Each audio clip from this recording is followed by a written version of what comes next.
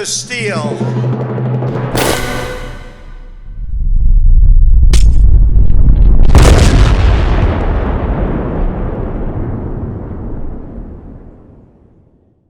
So yeah, it cannot have escaped anyone's notice that in recent years we have become extremely, partisan. Now, usually we think of the word partisan in the context of political parties, but the word is actually derived from Latin languages like French, with partisan, and Italian, with partigiano, and can be an allegiance to a party, a faction, a cause, or even an individual. And although political party partisanship is still a significant factor in modern politics, in most cases it is fueled by a deeper partisan commitment to either the left or the right. Now, traditionally the word also implies a certain degree of zealotry, support for an idea beyond the rational, coming from a place of emotion, of faith, of pure conviction. Like faith in God, it cannot be rationalized, it is just known, it is felt. Now, of course, I don't need to say it, we all know what we're thinking. This so perfectly describes the left. Leftists are irrational. They are too emotional, they ignore science and objectivity and let their feelings take over. But facts don't care about your feelings, and the soy-loving snowflakes can't handle this. And it makes them weak. Empathy and emotion cloud their judgment and cause them to make bad decisions and support bad policies. How can you possibly hope to be an effective leader if you empathise with your citizens and care about them? But although they're weak, they're also dangerous. Now this may sound contradictory, but their rose-tinted, pie-in-the-sky, touchy-feely ideas about the world put us all at risk. Leftists know they can never win in an honest, face-to-face, man-to-man contest. They're betas and far too weak for that, and 'cause they know this, it makes them devious and scheming and conniving.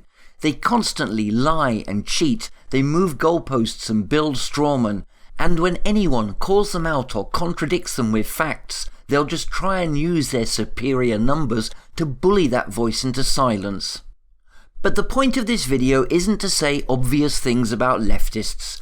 The point of this video is to take a look at how we got into this situation in the first place, and how leftists got to be, well, so leftist. And that means we need to start right at the bottom and begin by talking about the system that gave them life. Democracy.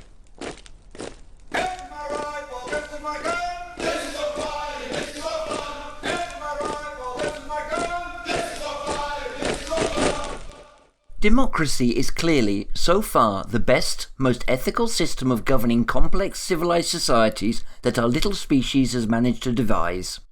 Previously, monarchies, the kings, queens, tsars and emperors, had served as sole dictators to their people, sometimes benevolent, but often cruel, unwise and unjust. Relying upon the judgment and whims of a singly potentially flawed, troubled or deranged individual is obviously fraught with problems.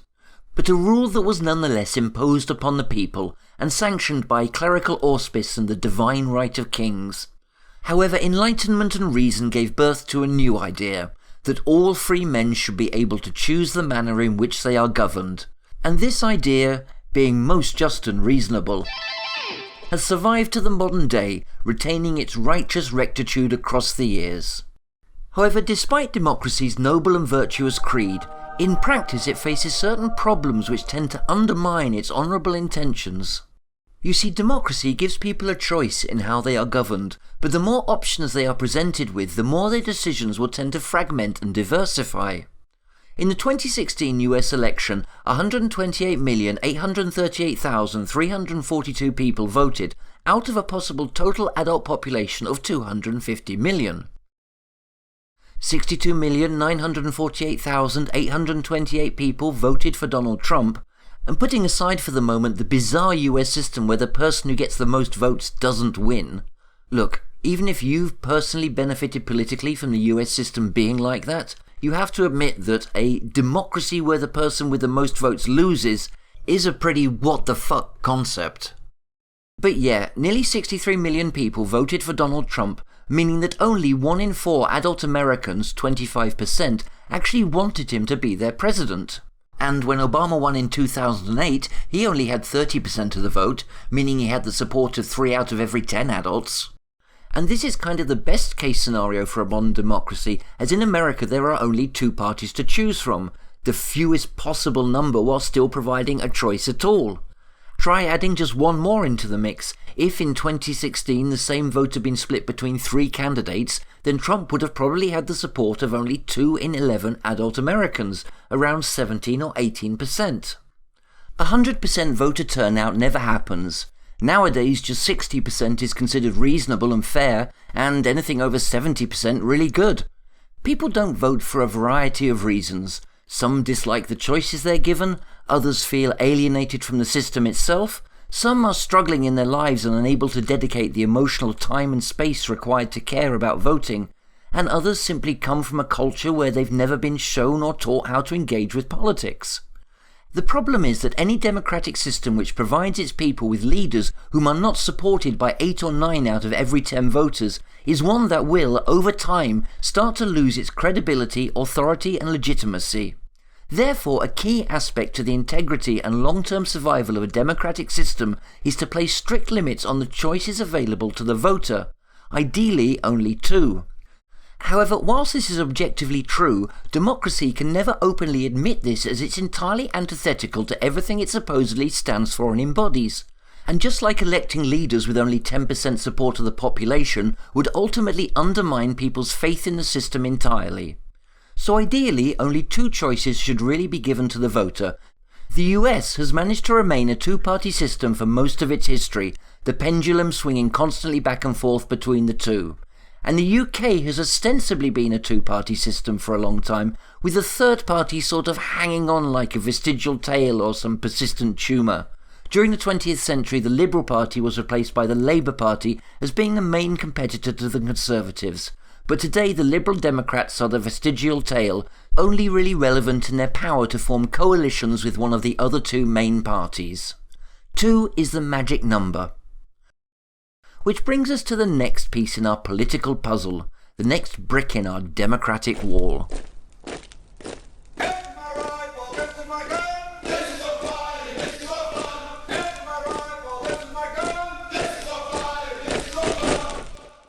Dichotomous thinking is a psychological term which describes one's propensity to perceive and understand the world as a series of consummate binaries, or diametrically opposed absolutes.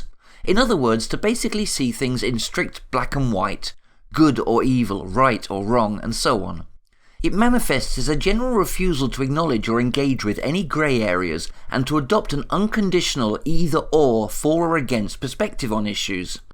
Now, there is some evidence to suggest that people with lower levels of education and more general cognitive reasoning ability are more susceptible and prone to dichotomous thinking, as well as evidence to suggest that it is more common in those with personality disorders. However, these groups only have an increased tendency. Dichotomous thinking is something to which we are all susceptible to a greater or lesser extent. Especially in our vast and complex world where it is next to impossible to absorb enough information to develop a nuanced understanding of the myriad issues that populate the socio-political landscape, an effect greatly exacerbated by media saturation and the limited bandwidth of social platforms. As a species, we do seem to have a proclivity or inclination to fall into dichotomous modes of thinking, and I believe this stems from a more fundamental feature of our psychocognitive nature and development. And that is dualism and duality, our natural tendency to understand and contextualize the world in forms of diametrically opposing forces, day and night, hot and cold, up and down, large and small. It could be argued that our very first experience as unique, autonomous, living beings, the first time we conceptualize the self, is contextualized in this manner. It is the first time we are able to look at the world and define it in terms of me and you, or more precisely, me and not me.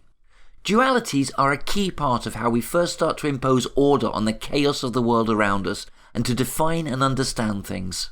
Imposing this order is not only psychologically comforting, helping to arrange the world into familiar patterns which give us a sensation of security through the potential for control, it is ultimately also necessary for our survival. And throughout our entire lives, the inclination to understand and contextualize new ideas by regarding them, at least initially, as a duality of two opposing forces remains incredibly strong. So if you were to desire that a maximum of people engage with or adopt a new idea, presenting it in this way will increase the likelihood of it being absorbed, processed and understood, even by those with the least interest or potential to understand, essentially appealing to the lowest common denominator, our base instinct and psychology.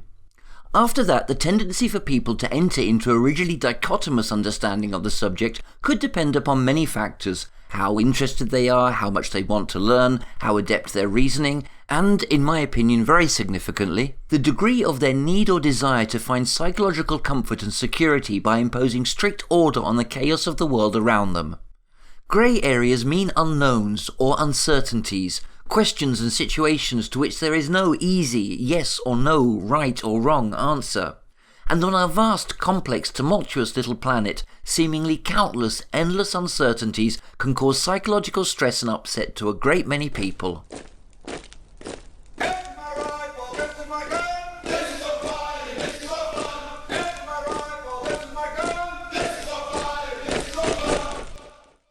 The history of America's rise from newly founded Democratic Republic on June 21, 1788, to when it took its place as global economic leader and superpower is a long, fascinating and complex one, and well beyond the scope of this video essay. But a few key points are important to mention. Although industrial growth began in the US in the early 1800s, the institution of slavery kept much of the nation's economic activity focused on agriculture and textiles, and it wasn't until after the Civil War, when the country's economy was finally untethered from slavery, that the US was really free to surge forward into the industrial age, and the half-century immediately following the Civil War from the 1860s to the 1910s was a period of immense evolution and change. One very important facet of the economic story of America is that of the power dynamic between employers and employees, and specifically the role of trade unions. From an employer's perspective, there is no such thing as a good trade union. The workforce is necessary, vital to achieving profits and success, and so a united workforce, speaking with one voice and seeking common goals, can put immense pressure on the employer to pursue actions or policies which may increase expenses and lower profits. America's post-Civil War push towards industrialization also brought with it a steady increase in unionization, a process which had often been contentious and violent. The railroad strike of 1877 saw considerable violence both towards and by the union workers, and of course there was the infamous Ludlow massacre, when a private police militia, working at the behest of the Rockefellers, massacred 21 men, women and children when they opened fire on the camp of the union workers and their families. Ludlow, however, occurred shortly before an event which would bring about somewhat of a mini-revolution to the US labour market: World War I. On June 28, 1914, Archduke Franz Ferdinand of Austria was assassinated by Serbian nationalist group the Black Hand, causing Austria-Hungary to declare war on Serbia. This set off a Rube Goldberg cavalcade of alliances and rivalries, which sucked most of Europe into a pointless clusterfuck which would last for the next 4 years. America's involvement in World War I was almost entirely an economic one. From the summer of 1914 until spring of 1917, the US remained entirely neutral, and although America did get directly involved for the last third of the war, only half of 1% of the final 20 million dead were Americans. In many ways, it was World War I which really set the stage for America to take its place as the dominant global economic leader. Not only were all America's major competitors European, nations ultimately decimated by the war, but the material demands of war saw an explosion of business for America's already burgeoning industrial sector, with trade and orders coming from the embattled European nations. For American industrialists and businessmen, World War I therefore brought with it the potential for huge profits and fortunes to be made, but in order to realise this potential and respond to the growth in manufacturing demand, workers were required. But the halt in immigration from Europe had significantly tightened labour markets. Industrialists therefore needed American workers on their side, so they were forced to reverse their long-running offensive towards the unions and make nice, which in turn led to more unions being formed. This shift in the balance of power in favour of unions, combined with increases in the cost of living associated with the rise in economic activity, led to a dramatic increase in the number of wages strikes as the war progressed. Then, in 1917, something happened which would shake the US economic establishment to its very core. Striking Russian workers, backed by a miserable, war-weary army, revolted against the Tsar of Russia and deposed him. And a mere 8 months later the unthinkable actually happened, and the Bolsheviks seized power. It shouldn't be too hard to imagine how this communist uprising would strike fear into the hearts of American industrialists and capitalists, who had, over recent years, seen their own unions gain greatly in strength and power. The pushback was almost immediate, as Jonathan Dunning explains in his paper American Bolshevik, The Beginnings of the First Red Scare, 1917 to 1918. A consensus has developed among historians that widespread panic consumed the American public and government, as many came to fear a Bolshevik coup of the United States government and the undermining of the American way of life, beginning in early 1919. Known as the First Red Scare, this period became one of the most well-known episodes of American fear of communism in US history. With this focus on events from 1919 to 1920, however, historians of the First Red Scare have often ignored the initial American reaction to the October Revolution in late 1917 and throughout 1918. A study of this earlier period demonstrates that American fear and hatred of Bolshevism emerged immediately after the Bolshevik uprising in Russia. For over a year prior to 1919, the American press, American authorities, and American leaders claimed the American Bolsheviki plotted to seize control of the US. In a 1917 speech, Woodrow Wilson made references to the possible threat of a communist mob. The mob spirit is displaying itself here and there in this country. I have no sympathy with what some men are saying, but I have no sympathy with the men who take their punishment into their own hands. And I want to say to every man who does join such a mob that I do not recognise him as worthy of the free institutions of the United States. There are some organisations in this country whose object is anarchy and destruction of law, but I would not meet their efforts by making myself partner in destroying the law. I despise and hate their purposes as much as any man, but I respect the ancient processes of justice, and I would be too proud to not see them done justice, however wrong they are.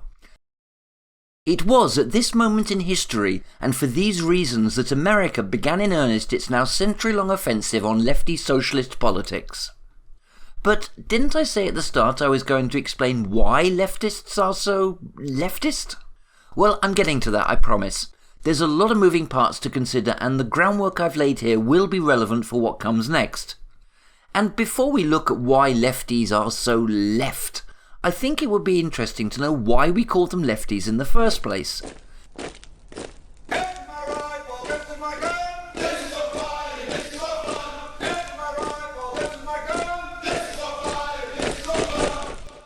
The left-right nomenclature is, after all, completely arbitrary, and we could just as easily and appropriately use the terms north and south, or rough and smooth, big and small, or hot and cold. Well, it just so happens that I was browsing YouTube the other day and stumbled upon this video from a small creator. Well, I say small, they're a giant compared to me, but by YouTube standards they're still relatively small. But anyway, in their video they do explain where the terms left and right originally came from. Do you know where the terms right-wing and left-wing come from? It comes from the French Revolution, where the National Assembly was divided into those on the left who were opposed to the king, and those on the right who were in support of him. Now, I know what you're thinking. Why would I ever quote this person as a source? And I agree. After all, it does seem like this person is one of those infamous Holocaust-denying neo-Nazis that the left are always complaining about and claiming are everywhere. They never admit it, of course, but this person definitely looks like one of those fascists. But a fact is a fact, even if it's coming from the mouth of one of these hateful, intolerant bigots. And besides, I verified for myself, and every source or article says exactly the same thing, that these terms come from the time of the French Revolution, when the reactionary pro-monarchists sat to the right of the king, and the progressive federalists sat on the left.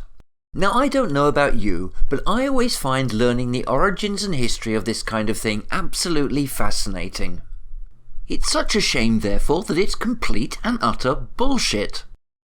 Well, okay, it may technically be true if you want to be ultra-pedantic and nitpicky about things, but it's omitting by far the most important aspect of the story, and therefore what it implies is ostensibly a lie. Language is organic, almost like a living organism. Every year dictionaries are altered and updated as the language evolves in response to an ever-changing culture. Recently the dictionary was updated so that the word literally now means both literal and not literal. Not every change is always welcome, but it does reflect the reality of how the word is used in the living language.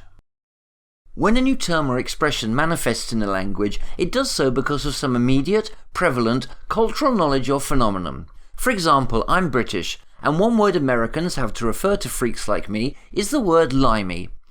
The reason the word limey became a term used to refer to Brits is because the British Navy discovered that citrus fruits are a great way to protect sailors from getting scurvy. So around the beginning of the 19th century, British naval boats would carry stocks of lime and other citrus fruits with them on voyages. As this was a well-known fact among US sailors, they started to refer to Brits as limeys, and upon hearing the term for the first time it would be understood by others because of the common cultural knowledge they shared. And if we consult Google Ngram, we can see that effectively, yes, the word limey did start to appear in the language around the 1800s. Another example would be the Molotov cocktail, which got its name from a man named Vyacheslav Molotov, who was the Soviet foreign minister during the Winter War between the USSR and Finland, where the makeshift petrol bombs were used. And again, if we check Google Ngram, we can see that the term first appeared in the English language from 1939 onwards, which was when the Winter War broke out. For a more recent example, we can look to the early to mid-2000s when the word stan became used to describe an overly obsessive fan or admirer. This was because of the Eminem song Stan, about an ultra-zealous fan. The song Stan was such a huge worldwide hit that almost everyone was familiar with it. So, upon hearing the phrase, "Don't be such a stan," the cultural familiarity with that song would provide the context to understand what was being said. And since 2017, stan has been included in the Oxford Dictionary, becoming an official part of the English language.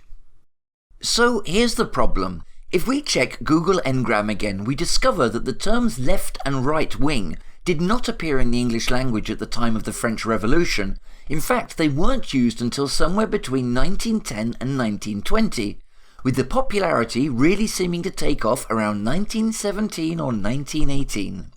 As we've already seen from these other examples, when new words enter the language naturally, they do so because of a shared cultural knowledge or understanding. Because we both know the song Stan, when I refer to a person being a Stan, you make the connection. So imagine if in 1917 a New York Times journalist writes an article where they use the phrase, "all those on the political left wing." Is the average American reader really going to read that and think to themselves, left wing, the writer must be referring to the seating in the French Parliament from 130 years ago? I mean, how likely is that?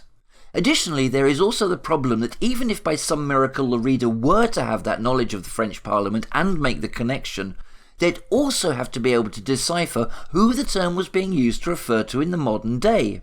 The people on the left in the French Parliament were pro-democracy and anti-monarchy, and probably shared more political commonality with the Founding Fathers than they did with the early 20th century socialists or unionists.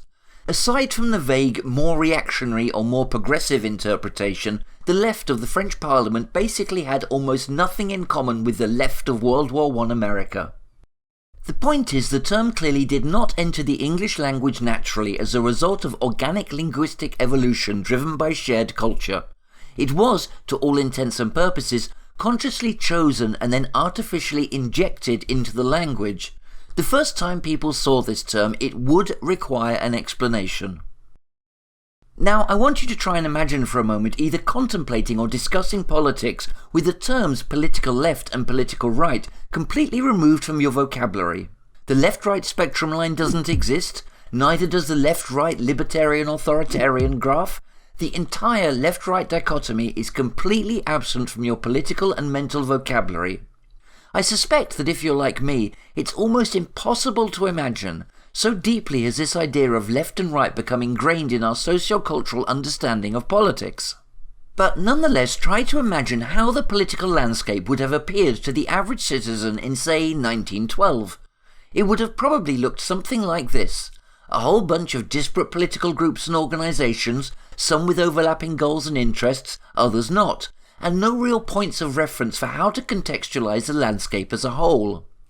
The political terrain was essentially like the Old West, wild and untamed with no structure or rules, unpredictable and volatile. This would make the political landscape much harder for the average Joe, or from 1919 the average Joette, to picture and understand on a macroscopic level, especially in this pre-mass media age when one's access to information was quite dramatically determined by wealth and class. This would not only make politics much harder to engage with generally, but with no simple structure with which to contextualise the bigger picture, also meant that people might be more prone to choosing political extremes. After all, is it not the left-right line in the Overton window which basically informs us of what is considered extreme today? Now, earlier I pointed out how one of the flaws of democracy is that too much choice can fragment the vote, undermining the legitimacy of any government who gets elected with only 1 in 10 voters actually supporting them. However, around this same period of history, someone else was pointing out what they saw as the fundamental flaws with democracy.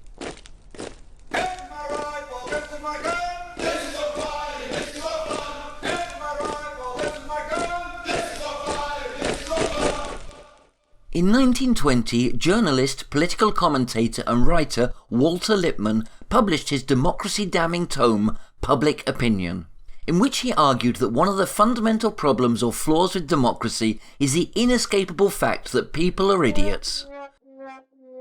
No, I'm being facetious, of course. His argument was more subtle and complex than that.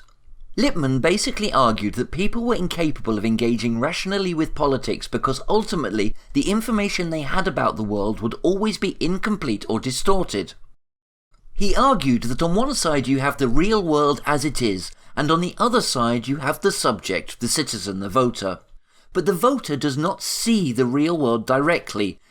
Instead, they see a version of the world, filtered through the words of journalists, politicians, military commanders and so on. And for myriad reasons this picture could never be whole, distorted by secrecy, censorship, biases, social barriers, mistakes, inattention, the telephone game, and so on.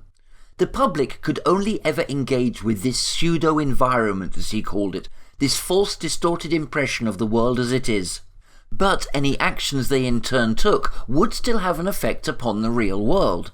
A situation analogous to a doctor trying to diagnose a patient when half the information in their medical file was missing or incorrect. To Lippmann, not a desirable situation for the serious business of governing a nation. Lippmann wrote, "In all these instances we must note particularly one common factor. It is the insertion between man and his environment of a pseudo-environment. To that pseudo-environment his behaviour is a response. But because it is behaviour, the consequences, if they are acts, operate not in the pseudo-environment where the behaviour is stimulated, but in the real environment where the action eventuates." Lippmann also noted that the complex vastness of the world encourages the adoption of stereotypes when reporting upon people or events. The complexity and nuance of the real world boiled down to simple, reductive archetypes, further adding to the disconnect between the real world and the perceived pseudo-environment.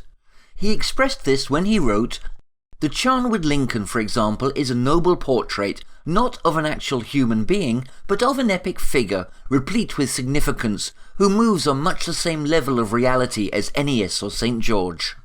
He argued how the reductive nature of these kind of stereotypes encourages the public to see the world in simple dichotomous terms. Lippmann saw these things as fundamental, immutable characteristics of how people act in our society, to which the solution was the creation of political or governmental institutions whose purpose was to collect and collate accurate information for the select few who would dictate and govern our society. Public opinion was not the engine of democracy. It would not decide and dictate the direction of our political future at the ballot box, but rather it was something to be controlled and manipulated in such a way as to manufacture consent for the decisions already taken by the select few who govern us. Landslides can turn one machine out and put another in. Revolutions sometimes abolish a particular machine altogether. The democratic revolution set up two alternating machines, each of which in the course of a few years reaps the advantages from the mistakes of the other. But nowhere does the machine disappear. Nowhere is the idyllic theory of democracy realised. Certainly not in trade unions, nor in socialist parties, nor in communist governments. There is an inner circle, surrounded by concentric circles which fade out gradually into the disinterested or uninterested rank and file. Lippmann was essentially advocating for a dictatorial oligarchy, under which the illusion of democracy could be maintained through the control of public opinion. World War I had undoubtedly been of great interest and extremely informative to scholars of communication such as Lippmann, birthing or validating many of their beliefs and ideas concerning communication, propaganda, and public opinion.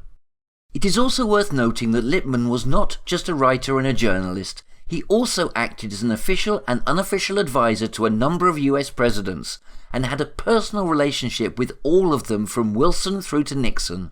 Make of this what you will, but Lippmann has also often been described as the most influential journalist of the 20th century, if not of all history.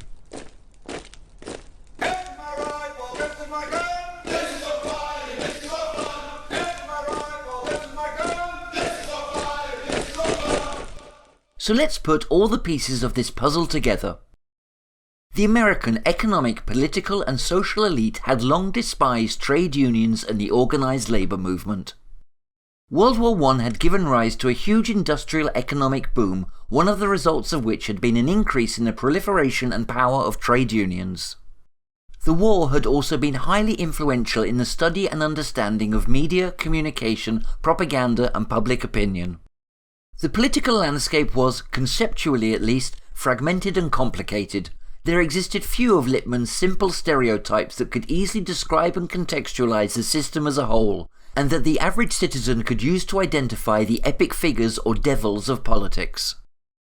And finally, the Russian Revolution had struck terror into the hearts of American industrialists and elites, who feared the same from any number of groups within their own country, the socialists, the Bolsheviks, the progressive, the many trade unions, and so on. Into the midst of all this, the term left-wing suddenly appeared as if from nowhere. It could not possibly have come from the usual process of linguistic evolution because the required cultural knowledge and touchstones did not exist, which means it could only have been the result of a conscious decision to adopt the term and inject it into the public discourse. And please note this would not take some huge complex conspiracy. Maybe nothing more than editors or journalists from a couple of major publications and a few politicians deciding, over whiskey and cigars at their men's social club, to start using the term in articles and speeches. The practical advantage of this should be obvious. You now have one umbrella term with which you can refer to all potential socialist, communist, trade union threats collectively. Prior to this, each would need to be cited, invoked and targeted separately, but now you have a single term to which Lippmann's stereotyping can be applied. So the usefulness of a term for propagandists to group pro-worker or anti-capitalist political threats together is obvious, but why this specific term? As I said, the French anti-royalists were basically pro-freedom and democracy, and could easily be said to embody the values of the Founding Fathers. So the term left could just as easily, and maybe more appropriately, have been applied to what we now think of as the political right. And nor was there even any real need to choose this relatively obscure reference from French politics. The left-right dichotomy is ultimately completely arbitrary, and any configuration of diametrically opposed binaries could suffice. Well, I think the explanation and answer to this is so blindingly, mind-numbingly obvious, for those willing to honestly interrogate the question.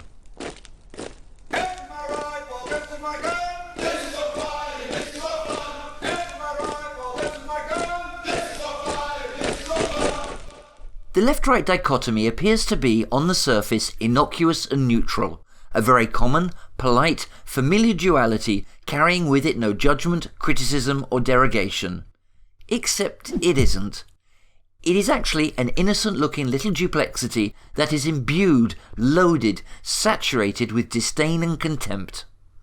So let's remove the left-right dualism from its political context and simply look at its wider socio-linguistic cultural connotations and baggage. Right and left-handedness. The right hand is dominant, the right hand is strong, precise and coordinated, while the left hand is weak, submissive and clumsy. The right hand is not only physically dominant, but also numerically dominant. More people are right-handed. Right-handedness is the norm, the standard, the ideal, the way things should and were meant to be, not like the marginal, left-handed outcasts and freaks. Left-handed people are more artistic and creative, which of course means that they are by definition less scientific and less objective than righties, more prone to flights of fancy, wild imagination, pie-in-the-sky ideas than the more realistic, down-to-earth right-handed people.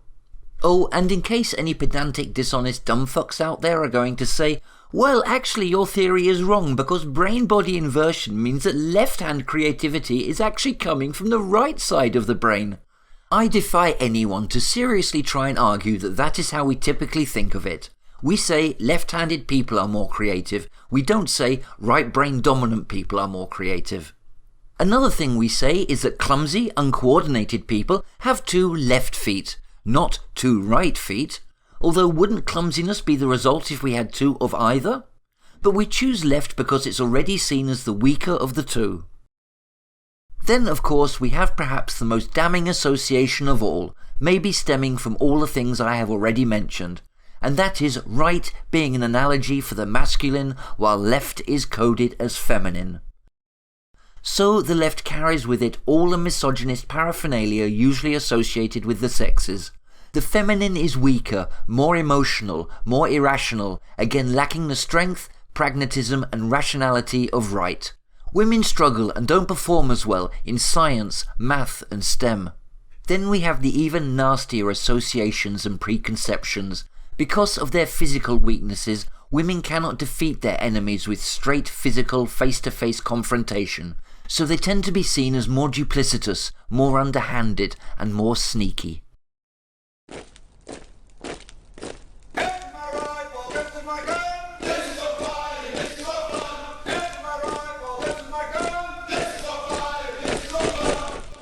So, there you go. I promised I would tell you why leftists are so irrational, weak and lacking in objectivity, why they don't believe in science and react like over-emotional, hypersensitive, hysterical snowflakes when presented with facts. And of course why almost all of the disparaging and demeaning caricatures of hysterical leftist SJW snowflakes always seem to be women. Because a little over 100 years ago, a few moderately influential people decided that that's what you were going to think. Terrified of a workers' revolt, they injected into the public discourse a term which could be used to singularly describe all of the possible political threats to industrial capitalist dominance and grouped them all together under a single umbrella.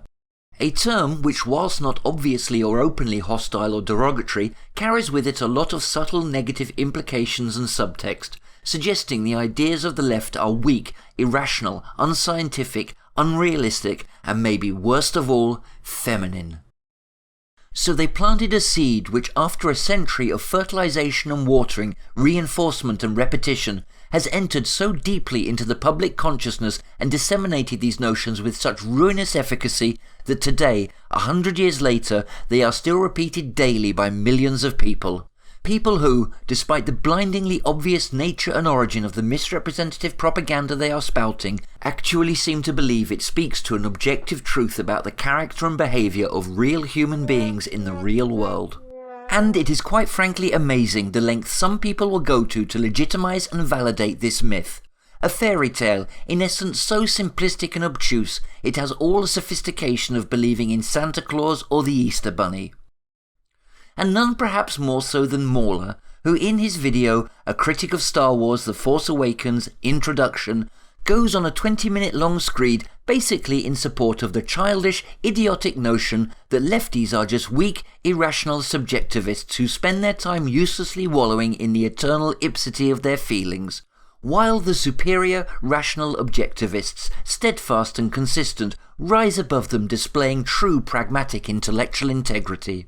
So to begin, I think it makes sense to talk a bit about objectivity, considering that will be the baseline for this assessment, when my discussions are always concerned with the facts you use and how well researched those are, versus the feelings you experience. Anyone is welcome to generate an objective opinion based solely on the measurable elements of the content, or they can generate a personal, subjective opinion based on how they felt. It is simple. You present the objective criteria, then you satisfy the objective criteria and reach a conclusion. At the end of my assessment, I said that the film was overall objectively bad in terms of filmmaking. It is of poor quality, and stating the conclusion at the end of the analysis is only natural.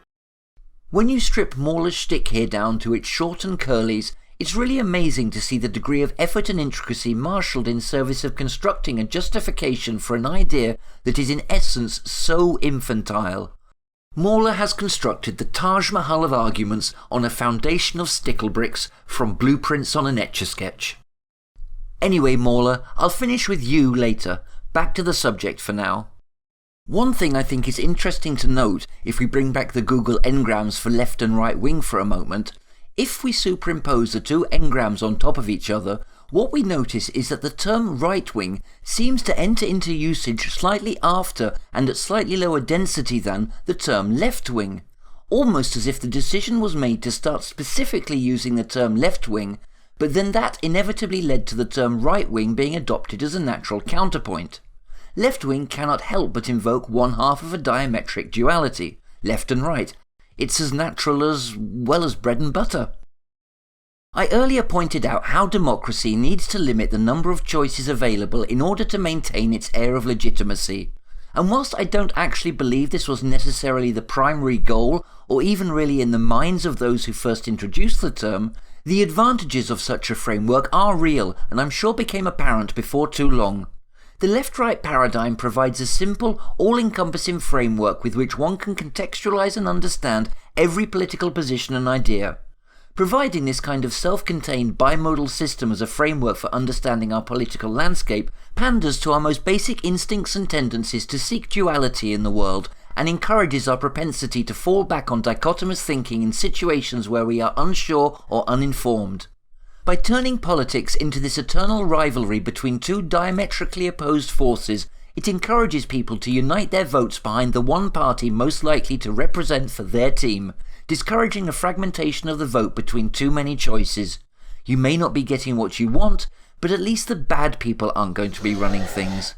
This is why we now see plenty of conservatives either turning a blind eye to or actively defending open and unambiguous neo-Nazis and white supremacists, something that would have been unthinkable 15 to 20 years ago when partisan loyalty was less intense. But now that's seen as preferable to conceding even a millimetre to the Lovecraftian horror of leftism. And although not usually quite as bad as that, people on the left do also do similar, terrified to give ground to or appear to validate those on the other side. We're all part of this machine, we're all guilty of perpetuating it, caught between a rock and a hard place where for most, life is already so miserable that the idea that the other side might make things even just a little worse is unbearable. But Trump didn't destroy America, and Biden won't either. Obama was elected on a wave of euphoria, many clearly expressing their deep hope that things would change. Things didn't. Not really, just a few superficial, inconsequential tweaks, changing the drapes if you will, while the rotten, putrid, festering heart pounds on, strong, constant and immutable, pulsing with the rhythm of profits and power. Looking back over God knows how many decades of politics, the pattern of 8 years one, 8 years the other is hard to ignore. What do you think that means? That our elected officials are truly representing and responding to the needs of the people and making their lives better? Or that people give one side a chance until they get absolutely sick of them, then they flip and try the other side? Political power oscillates slowly back and forth between the two sides, similar in more ways than they are different, providing the illusion of choice whilst ensuring we never stray too far from the desired status quo. Our politics doesn't progress and evolve, it orbits. A long time ago, one of my favourite authors, and in my opinion a man blessed with deep intuition, insight and understanding of the human condition, wrote the following. The president in particular is very much a figurehead. He wields no real power whatsoever. He is apparently chosen by the government, but the qualities he is required to display are not those of leadership, but those of finely judged outrage. For this reason, the president is always a controversial choice, always an infuriating but fascinating character. His job is not to wield power, but to draw attention away from it. On those criteria, Zaphod Beeblebrox is one of the most successful presidents the galaxy has ever had. He has already spent 2 of his 10 presidential years in prison for fraud. Does that remind you of anyone? Whilst most presidents are obviously not as politically ignorant or policy deficient as Trump, his presidency clearly proves that many people will choose a leader just because the candidate is charismatic and makes them feel good, rather than because that candidate is offering coherent policies and a political vision. We need to try and find a way to move beyond this partisan war. We need to be better. So long as we're divided into these 2 camps and constantly at each other's throats, we're voluntarily burning our freedoms and democratic rights to the ground, instead electing to just be mindless, impotent pawns in someone else's power game. Conservatives, try and see that you're not free thinkers fearlessly telling the naked truth about liberals. You're parrots, endlessly repeating a tired script written for you over 100 years ago. And liberals, try to remember that many on the right are not bad or hateful people. They've simply been misinformed and lied to by those they were taught to trust. Parents, families, teachers, politicians constantly tell them that the left want to literally tear down civilization and destroy their way of life. And although that may seem stupid, irrational or delusional to us, if every friend, loved one or authority figure in your life is telling you the same thing, it's very difficult to not believe them. It's extremely emotionally and psychologically traumatic to turn your back on your beliefs about the world and risk losing your entire social group in the process, especially if those on the other side, the only other place it seems you can go, appear to be hostile, contemptuous and unforgiving. We all need to work hard and put in the effort if we're ever going to escape from this socio-political prison we've built for ourselves. Conservatives need to start asking themselves some hard questions and actually start going out into the world to find the answers personally, rather than just relying upon other conservatives to provide them. And those on the left need to realise that just because facts don't care about feelings, it doesn't mean that we shouldn't care. You won't change the minds of many on the right just by throwing facts about, and, deeply ironic though it may be, these are people who, more than anything, clearly need their feelings validated. And if all they're ever met with is condescension and contempt, is it really surprising they choose to shut their eyes and ears and stay with the devil they know? If Walter Lippmann had got his way, it would mean that democracy and politics in the modern age is little more than theatre, an illusion, the charade of freedom and choice, a disguise pulled over the hidden economic oligarchy underneath. What do you think? And what is your role?